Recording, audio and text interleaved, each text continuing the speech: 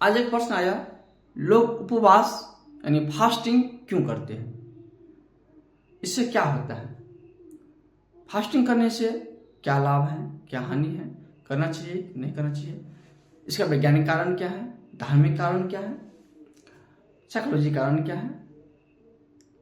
चलिए, अच्छा प्रश्न है।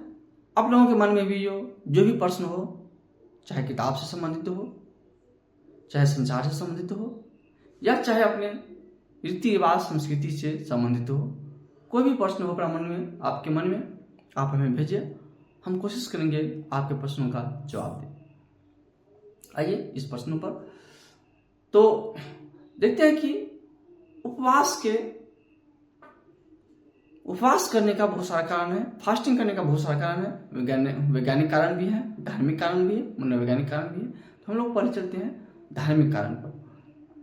तो वेद पुराणों के अनुसार जब आदमी फास्टिंग करके, उपवास करके कोई पूजा पाठ करते हैं, आराधना करते हैं, तो भगवान उस पर प्रसन्न होते हैं और उसके मनोवांछित बल देते हैं, मनोवांछित फलों की प्राप्ति होती है। यह हो गया धार्मिक कारण। अब चलते हैं वैज्ञानिक कारण पर। वैज्ञानिक कारण में कहा जाता है क्या, जब हम लोग, हमारे शरीर में हमेशा हजारों सेल, हजारों कोशिका बनते रहते हैं और नष्ट होते रहते हैं, जन्म लेते रहते हैं और मरते रहते हैं। तो मरे हुए कोशिकाओं को अन्य सेल इसको खा जाते हैं, नष्ट कर देते हैं। लेकिन कभी कभी यह नष्ट हुआ सेल, मरे हुए सेल रह जाते हैं, तो यह हमारे शरीर में बीमारी उत्पन्न करते हैं या एक बड़ा बीमारी, कैंसर का रूप धारण कर लेते हैं।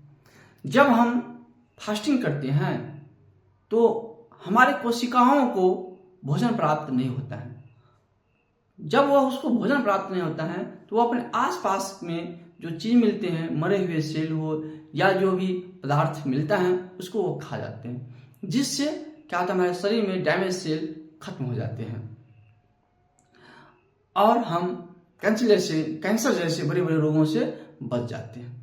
इसके अलावा बीमारी दो तरह से होते हैं, एक संक्रमण से, दूसरा खान पान की अधिकता या कमी से। कभी कभी हमारे शरीर में जब हम खाते पीते हैं तो कुछ तत्वों हमारे शरीर में अधिक बढ़ जाते हैं, यदि उसका कंट्रोल न किया जाए तो उससे भी बीमारी हो सकता है। जब हम फास्टिंग करते हैं तो बढ़े हुए तत्व का संतुलन बन जाता है। इससे हम देखते हैं क्या, तो स्वास्थ्य के लिए यह बहुत आवश्यक है।